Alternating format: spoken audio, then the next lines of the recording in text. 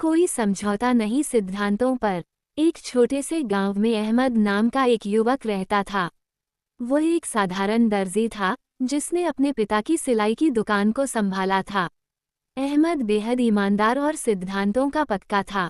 वो कभी किसी ग्राहक को धोखा नहीं देता था, चाहे उसे घाटा ही क्यों न उठाना पड़े। गांव के कुछ लोग उसकी ईमानदारी की सराहना करते, जबकि कुछ उसका मजाक उड़ाते थे और कहते कि आज के ज़माने में उसूलों से कोई आगे नहीं बढ़ता। एक दिन गांव में एक अमीर जमींदार आया। उसके पास महंगे कपड़े थे और वह चाहता था कि अहमद बिना नाप लिए जल्दी से कपड़े सिल दे। उसने अहमद को लालच दिया कि अगर कपड़े पसंद आए तो वह उसे शहर में काम देगा और उसकी दुकान भी खुलवा देगा। लेकिन अहमद ने विनम्रता से मना कर दिया। उसका कहना था कि बिना सही नाप लिए कपड़े सिलना उसकी ईमानदारी और काम के प्रति निष्ठा के खिलाफ है। जमींदार नाराज। जिन कपड़ों को उसने दूसरे दर्जी से सिलवाया था, वे सब खराब हो गए थे।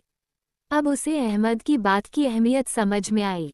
वह शर्मिंदा होकर वापस अहमद के पास आया और उससे विनती की कि वो कपड़े सही से सिले, और साथ ही अहमद ने मेहनत और ईमानदारी से कपड़े सिले और कुछ ही महीनों में उसकी शहर में एक सुंदर उसकी ख्याति दूर दूर तक फैल गई और लोग उसकी ईमानदारी और काम की गुणवत्ता के कायल हो गए। गांव के वही लोग जो कभी उसका मजाक उड़ाते थे, अब उसे गर्व से याद करते और अपनी संतानों को उसके जैसे बनने की सलाह देते। ये कहानी हमें सिखाती है कि सच्चाई और सिद्धांत, लेकिन अंततः वही लोग असली और टिकाऊ सफलता हासिल करते हैं जो अपने मूल्यों से समझौता नहीं करते। अहमद ने ये साबित कर दिया कि ईमानदारी और सिद्धांत ही इंसान की असली ताकत हैं।